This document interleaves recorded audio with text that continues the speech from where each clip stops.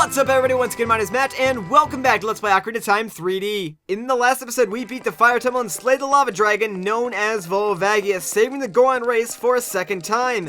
In this episode, before we can get to the next temple, we must get an item from the mini-dungeon inside of Zora's Fountain, so let's make our way up there. We could talk to King Zora, but I believe he just says the same stuff that he did last time we talked to him, so there's really no point in that. He can just have a good old time sitting on his frozen ice throne, freezing his butts off, but hey, you know, that's his problem, not mine. Instead, let's check out Zora's Fountain after 7 years. Yeah, a lot has changed, and Jabu is gone. Maybe he died.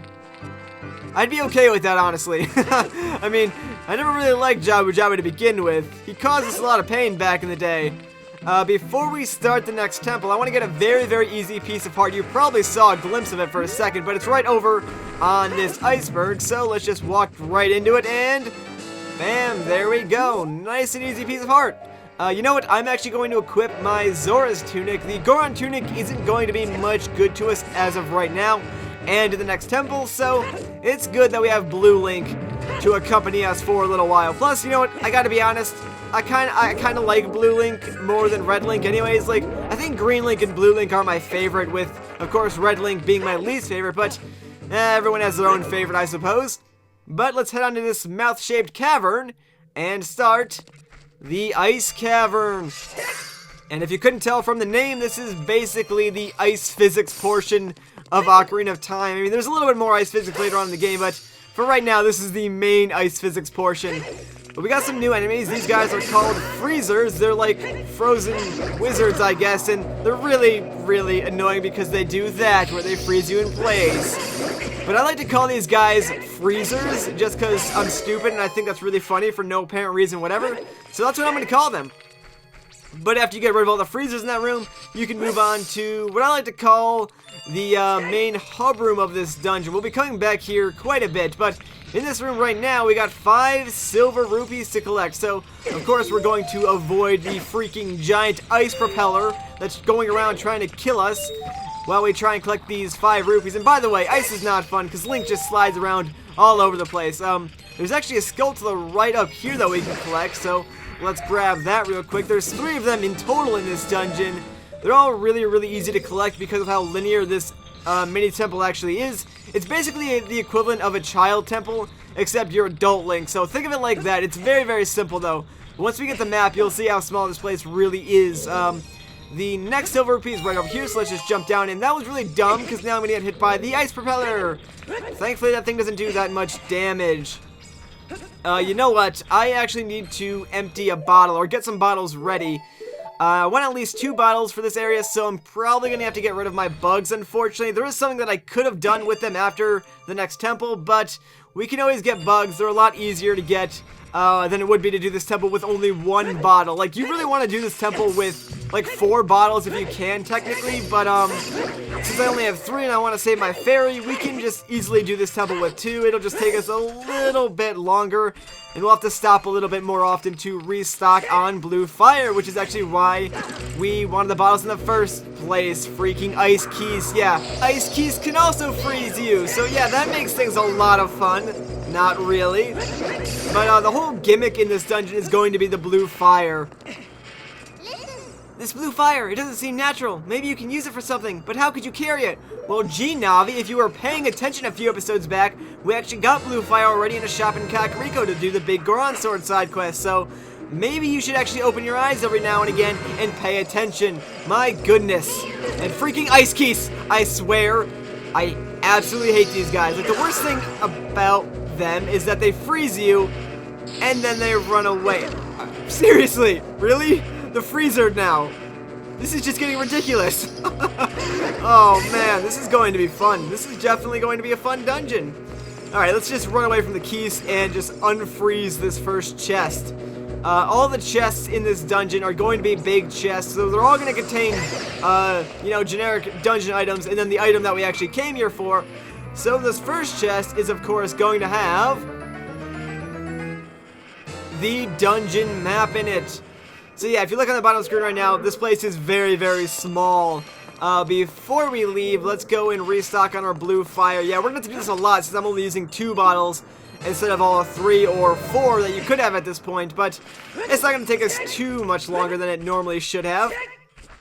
Now that we have the blue fire, though, we're going to make our way back to that main room with the ice propeller that we were in, because if you noticed, there were 2 red walls that were in that room originally, so we can actually use the blue fire to melt them, and then those will open up new branches of the dungeon for us to explore. Now, technically speaking, you could go to the right and just finish the dungeon a little bit faster that way, but since I'm doing it 100%, I'm going to go off to the left and collect a few things. Plus, there is a really awesome item that you might want to collect, but check it out.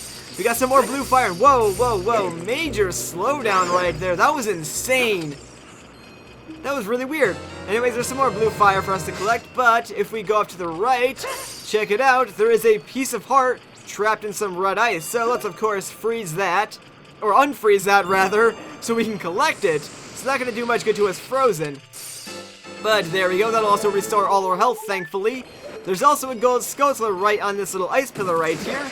So let's pick that up, and then we will go right across the hall and check it out. There is another large chest over here, so screw the keys, let's just unfreeze it. Maybe the keys will be nice and just ignore me. We can only hope. So this chest, of course, is going to contain the second generic temple item, which I'm sure you can all guess what it's going to be.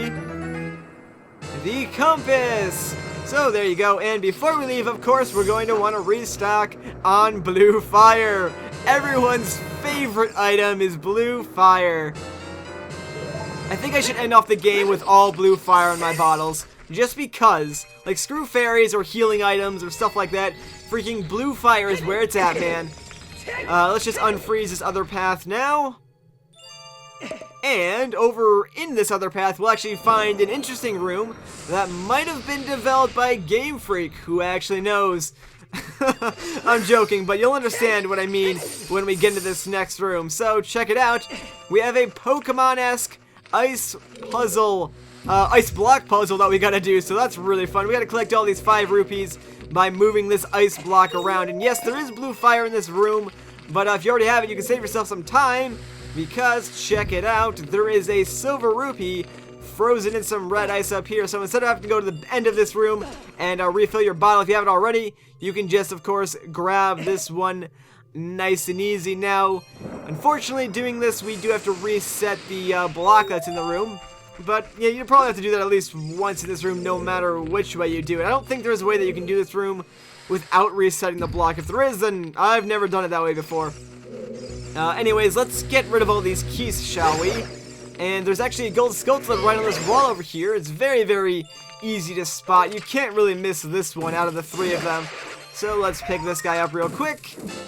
And we'll continue getting our silver rupees now. Actually, there is...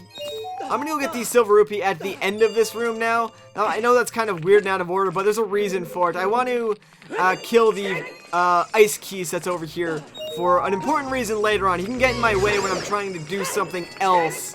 Now that he's gone, though, let's push this block forward, I think. There's a specific pattern that I have set for this, but I want to... Whoa, that was really close. I'm glad I didn't fall off there. But let's push this forward. Then we're going to grab that last silver rupee, and I believe we can make the jump from where that silver rupee is to where that blue fire is, so we can actually get ourselves some more blue fire. So let's give it a shot. Yeah, there we go. That'll save us some time. Go us! Now, technically, you only need 1 more bottle of blue fire to finish up this mini temple, but there's something that you can do outside of the Ice Cavern that I want to show off. It's really optional, it's not even needed for 100% of the game, but I figured, you know, why not show it off anyways. Let's just finish up this ice puzzle real quick. So I think I need to push it down and then to the right. And that should finish up. Yeah, there we go. Nice. Hooray for not getting confused by a simple ice puzzle. We have average intelligence. Go us. So this is basically the last major hallway that we're going to be going through in this temple. And of course, the reason we needed the blue fire is because at the end of this hallway, there is going to be well, there's a red ice wall that we need to melt. So let's get this out of our way. And we're gonna go into a mini boss room actually. So let's challenge one of the hardest mini bosses ever, a white wolfo. So what you're gonna want to do in this mini boss is wait for him to attack. Once he does, back up out of the way, jump attack him, and well, he's dead. Yeah, that guy's actually really, really easy. I was trying to play it up like it was something difficult, but it's just not. Anyways, here's the chest. We did this entire mini temple for this one chest. What's it going to be? Maybe a new weapon? Nope, it's actually just a fancy new pair of boots. They're so heavy we can't run, and so heavy we can't float. We meet again, Link. If you came here to meet the Zoras, you wasted your time. This is all there is. With one exception, the Zoras are now sealed under this thick ice sheet. I managed to rescue the Zora princess from under the ice, but she left dead for the water temple. This ice is created by an evil curse. The monster in the water temple is the source of the curse. Unless you shut off the source, this ice will never melt. If you have courage enough to confront the danger and save the Zoras, I will teach you the melody that leads to the temple. Time passes, people move, like a river's flow, it never ends. A childish mind will turn to noble ambition. Young love will become deep affection. The clear water's surface reflects growth. Now listen to the serenade of water to reflect upon yourself.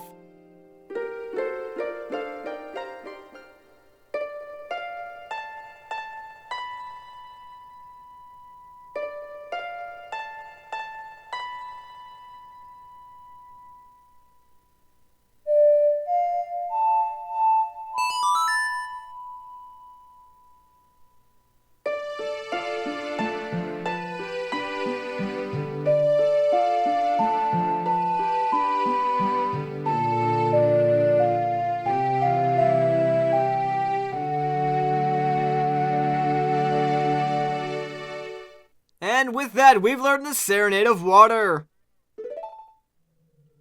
Link, I'll see you again. I bet you will, Sheik. You always say that every time you magically leave us.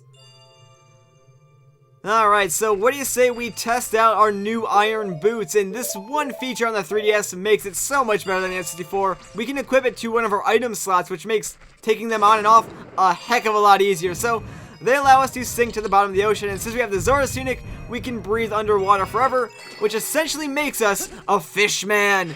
We are a mermaid, or merman technically, but not really.